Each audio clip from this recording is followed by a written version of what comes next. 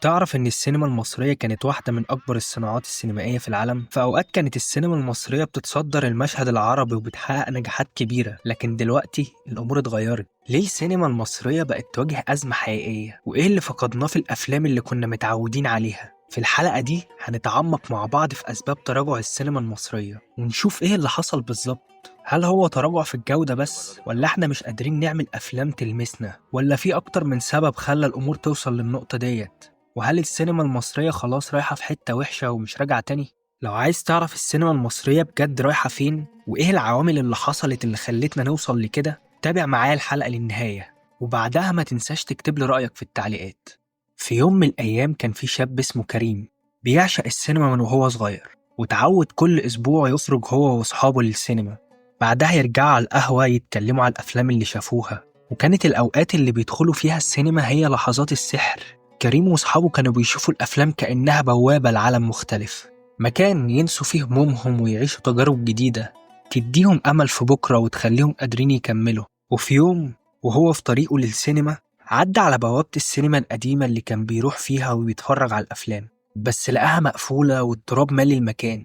كمل وعلى وشه ابتسامة حنين للمكان، المكان اللي فيه ذكريات حلوة عاش فيها، ضحك وعيط وحس بكل المشاعر الحقيقية. فضل مكمل لحد ما وصل للسينما اللي داخل فيها الفيلم، واكتشف إن الفيلم اللي فضل مستنيه بقاله كتير اتلغى من السينمات. أكتر حاجة ضايقت كريم وأثرت فيه فعلا إن الفيلم ده كان منتظره جدا، لأنه كان سمع عنه وعارف إن هو بيحكي قصة جميلة بتعبر عن الشارع المصري بجد. ومع إنه كان حزين إن الفيلم اتلغى، لكنه قرر إنه لازم يلاقي فيلم تاني يتفرج عليه. وهنا بدأت أول صدمة، لقى إن سعر التذكرة بقى غالي جدا، وإنه هيدفع مبلغ كبير عشان يدخل فيلم عادي. دفع تقريبا كل الفلوس اللي كانت معاه وقتها عشان التذكرة، مفكرش هيرجع البيت إزاي. وبعد ما دخل الفيلم كريم اتصدم أكتر من اللي شافه، حس إن الفيلم اللي شافه دوت متكرر وباهت، وكأنهم بيعيدوا القصص بنفس الشخصيات ونفس الأبطال. مفيش أي تنوع ولا إبداع، الفيلم عادي بيتكلم عن حكايات بدون أي عمق أو مغزى في القصة، كأنه كان عالم ممل. ومع مرور الوقت بدأ كريم يحس إنه فقد حبه للسينما. الأفلام اللي كان بيحبها اللي بتعبر عنه وعن أحلامه بقت نادرة جدا. كل ما بقى يدخل ويشوف فيلم جديد بيحس إنه عايش عالم من خيال ممل. وده فكره بزمان شوية، إزاي السينما كانت مليانة قصص قادرة تلمس قلبه، تحكي عن الشارع المصري وحكاويه بصدق. دلوقتي بقى يشوف مشاهد مبهمة وأفكار مش واضحة، وحس إن خلاص السينما فقدت روحها. وعدت الأيام أكتر وكريم كان محبط من اللي بيشوفه واللي بيحصل حواليه، لكنه كان لسه عنده أمل، وقرر إنه مش هيبص على الوضع ويفضل ساكت، لكنه لازم يتفاعل معاه ويشارك فيه. بدأ يجمع شغفه وحبه في السينما في مشروع خاص بيه، وقرر إنه يكتب قصة حقيقية عن العالم اللي هو عايشه حواليه، وعن شاب بيدور على مكانه في العالم وبيواجه تحديات الحياة. حاول يعكس من خلال الفيلم تجربته الشخصية ويتكلم عن أماله وأحلامه علشان يوصل رسالة للمشاهد.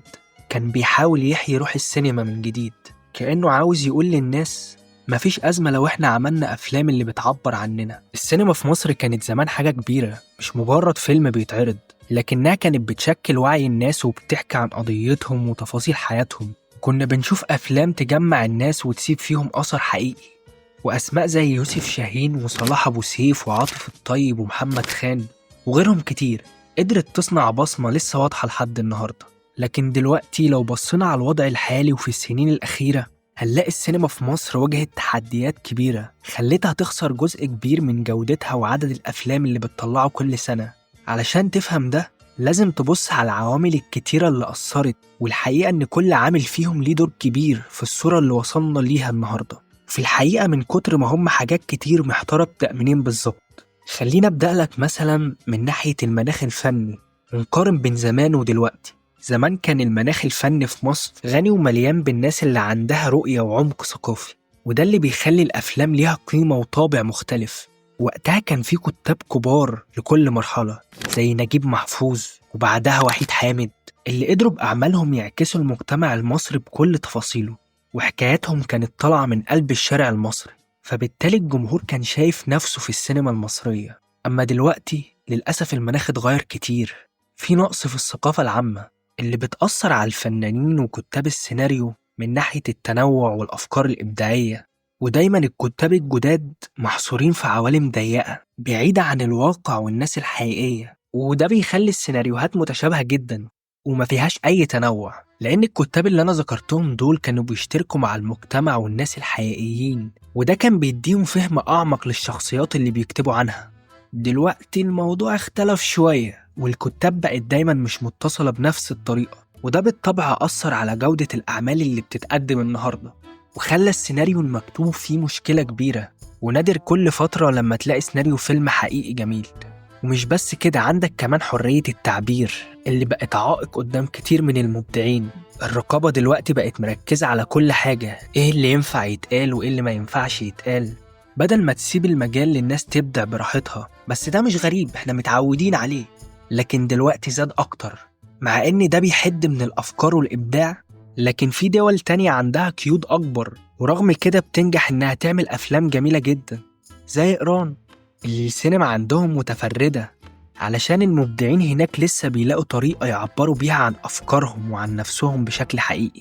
كل ده من ناحية الكتابة. ندخل بقى على مشكلة تانية كبيرة، وهي أزمة الوضع الاقتصادي والسياسي اللي أثر بشكل كبير برضو. ويأسفنا أقولك إن الدولة مش مهتمة زي الأول بالثقافة، وعدد السينمات قل بشكل كبير زمان. ورغم إن الوضع ما كانش وردي برضو، لكن الدولة كانت بتخلي أفلام كتير تعدي. كانت السينما تعتبر وسيلة مهمة للتعبير والتواصل مع المجتمع.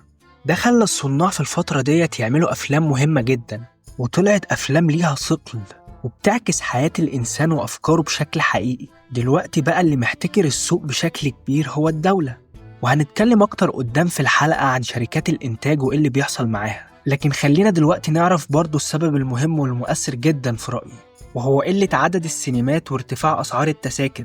بصراحة مش بحب المقارنة بزمان، ولا من بتوع جو قول للزمان ارجع يا زمان، لكن لازم تعرف انت كنت فين وبقيت فين. زمان كان عندنا دور سينما منتشرة في كل حتة تقريبا، في الأحياء والشوارع، يعني كان من السهل تلاقي سينما قريبة تروح تتفرج فيها على أفلام جديدة. دلوقتي الوضع اختلف تماما، عدد السينمات قل كتير عن الأول، ودور العرض اللي فضلت موجودة مركزة على مناطق معينة، وده بيقلل الفرص للناس إنها تروح سينما وتستمتع بالأفلام. قلة السينمات كمان بتأثر على عرض الفيلم نفسه، لما السينمات تبقى محدودة الأفلام اللي بتتعرض بتبقى أقل، وحتى الأفلام اللي بتتعرض مش بتاخد وقت كافي على الشاشة عشان الناس كلها تشوفها.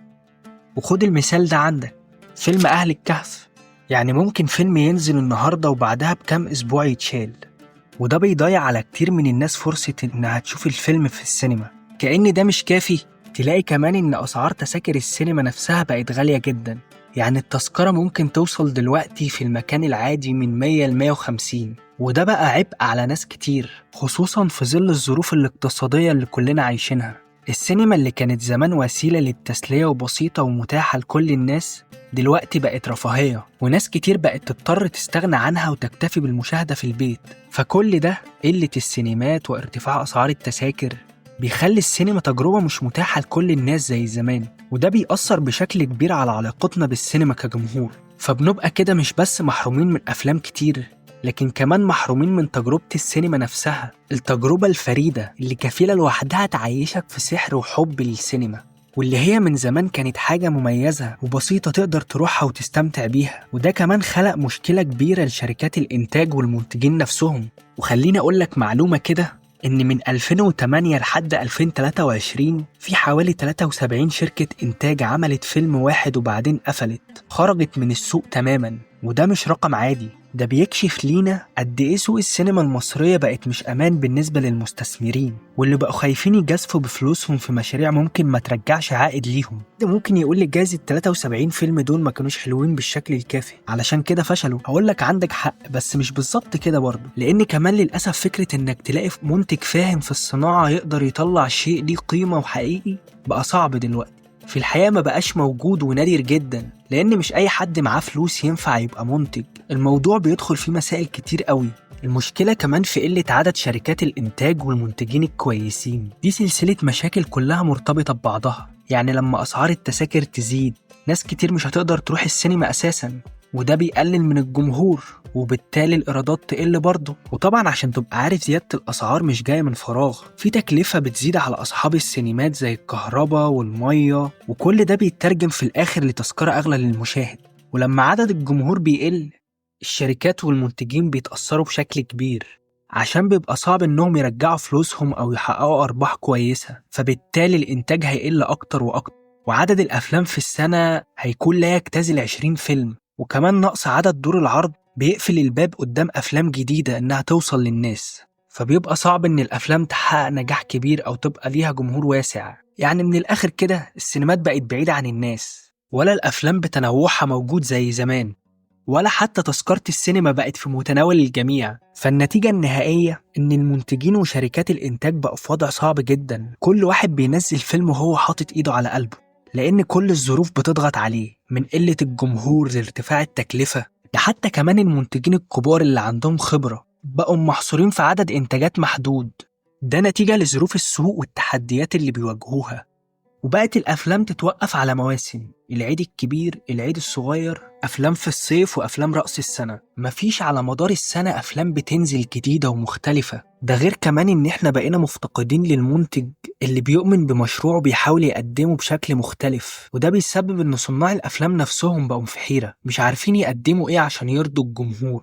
يمكن في آخر السنة زي ما شفنا فيلم زي الحريفة نجح وهيتعمل له جزء تاني، بس المنتجين اللي موجودين مش دايما عندهم الاستعداد يجازفوا ويجربوا أنواع جديدة من القصص. وكل اللي بتكلم عليه ده هي الأفلام اللي بيتقال عليها جماهيرية، ما بالك بقى بالأفلام المستقلة بتعاني من تحديات أكبر هي كمان، وده لأن التمويل للأفلام دي بيبقى صعب والتوزيع ليها أصعب كمان. السوق والصناعة مش بيساعدوا المشاريع الصغيرة ولا حتى بيشجعوها، مع ان الافلام دي بالذات هي اللي المفروض يكون فيه اهتمام بيها، لان هي دي اللي هتقدر تطلع مبدعين جداد قادرين يحسنوا شكل الصناعة ويخلوها احسن. بس لان المنتجين دلوقتي ما عندهمش استعداد يضحوا بفلوسهم في حاجة مش مضمون انها تحقق ايرادات عالية، وده كمان بيخلي صناع الافلام المستقلة في مشكلة كبيرة، لانهم مش بس بيحاولوا يعملوا افلام بتعبر عنهم وعن رؤيتهم، لكن كمان لازم يلاقوا طريقة يغطوا بيها تكلفة الفيلم ويوصلوه للناس، وده بيكون شبه مستحيل في وسط مفهوش أي دعم حقيقي للمشاريع الصغيرة. ده لأن نجاح السينما دلوقتي بقى متوقف على الإيرادات بشكل كبير، وده بقى يخلي السوق بيفكر على الأرباح المضمونة بس. فأنا ليه كمنتج أجيب مخرج شاب عنده أفكار جديدة وجازف بيه؟ المنتجين عايزين أفلام تحقق إيرادات عالية وبتدور في إطار وقالب معروف ومضمون، اللي بيمشي مع الجمهور من غير مجازفة ولا تسويح. وده بيسبب أزمة كبيرة، لأن الأفلام المستقلة اللي بتعتمد على أفكار جديدة ومختلفة مش بتمشي مع السوق الحالي، لأنها حقيقي ما خدتش فرصة من الأساس، ويقولك مش عارفين، إحنا مش ضامنين نجاحها تجاريا. فبالتالي الأفكار اللي فيها مغامرة أو رؤية جديدة بتقل، والأفلام المستقلة بتتضر بشكل كبير. وحرية التعبير بقت محدودة، وفكرة حرية التعبير دي مهمة جدا، بس مش حابب أتكلم فيها وأقلب علينا المواجع، لأن كل واحد فينا عارفها كويس، فبلاش نتكلم. السوق بقى مقيد بفكرة الإيرادات بس، وكل ده خلى الصناعة تفقد قدرتها على التجربة والإبداع. حتى المخرجين الكبار زي الأستاذ داود عبد السيد أو أستاذ خيري بشارة أو محمد ياسين، اللي ليهم أفلام عظيمة في تاريخ السينما المصرية، وأعمالهم كانت ليها طابع خاص ونظرة مختلفة وتسيب بصمة واضحة، للأسف حتى المخرجين دول بقى هم كمان يواجهوا صعوبات تمنعهم إنهم يستمروا بنفس القوة والاستمرارية اللي كانوا عليها زمان. وبصراحة ده شيء يضايق ومحزن جدا. واحد من أكبر المشاكل إن هم مش لاقيين الدعم اللي يساعدهم على تحقيق رؤيتهم. الإنتاج بقى معقد ومتطلباته بقت كتير، وده بقى عائق قدام صناع الأفلام الكبار اللي محتاجين حرية ومساحة يقدروا يشتغلوا فيها براحتهم، لأنهم أصحاب رؤية وفكر مستقل، بس للأسف مش دايما قادرين يلاقوا منتجين على استعداد يتحملوا تكلفة الفيلم اللي بيحاولوا يعملوه. طبيعة السوق نفسه بقت ضيقة ومختلفة، وبقت بتركز على الأعمال التجارية اللي بتجيب إيرادات سريعة، مش اللي هتعيش معاك لسنين قدام، وده صعب عليهم يقدموا أفلامهم بطريقتهم اللي بيحبوها. صناع الأفلام الكبار دول عايزين يقدموا حاجة تكون ليها رسالة وفكرة، حاجات تتكلم عن الناس وتفاصيل عايشة في ذكرياتهم، مش مجرد فيلم للعرض والربح بس. ولما ما بيلاقوش البيئة المناسبة، في منهم اللي بيضطر إن هو يوقف، والنتيجة إنك تلاقي واحد من أهم مخرجين السينما المصرية يقرر إن هو يعتزل وما يعملش أفلام تاني، وتلاقي إن السينما خلاص بتفتقد مبدعين حقيقيين، والجمهور يتحرم من أعمال كانت بتعبر عن السينما المصرية وتسيب أثر في الناس. أنا عارف إن أنا ممكن أكون توهتك واتكلمت في حاجات كتير، بس لأن الموضوع زي ما أنت شفت فيه عوامل كتير جدا وحاولت أوضحها بشكل سلس على قد ما أقدر. وبعد كل اللي اتكلمنا فيه وكل المشاكل اللي قلناها، نسأل السؤال المهم: هي السينما المصرية رايحة على فين؟ في الحقيقة إن في طفيف نور بدأ يبان وفي تغيير هيجي مع الوقت، وأتمنى السينما المصرية ترجع لمكانتها اللي كانت عليها زمان، وده مش هيحصل غير لو كلنا تعاوننا بجد. إحنا كجمهور علينا دور برضه، نشجع الأفلام الجديدة أو اللي بتقدم حاجة مختلفة فعلا، تحترم عقول المشاهد وتتعب عشان تطلع حاجة كويسة. من هنا هنشوف تغيير حقيقي، لأن في النهاية السينما الحقيقية هي اللي بتعكس المجتمع بتاعها. رد مثلا سينما ديانا دي اللي انت شفتيها، اللي انت شايفاها احلى من الاوبرا زمان، وهي كانت فعلا احلى من الاوبرا زمان وحاجه يعني جامده جدا. 1600 كرسي، يعني بتاخد 1600 مشاهد. كان افلام ناديه الجندي زمان بتتعرض فيها في الثمانينات، بتعمل كومبلي في حفله 10 الصبح. النهارده السينمات دي ما عدا الاعياد برضو يعني مش ارقام جامده، بس ما عدا الاعياد تلاقيها عامله مثلا في اليوم 200 جنيه 300 جنيه 100 جنيه، اللي هي ما تجيش تمن اللمض اللي بتنور عشان تدخل الناس السينما.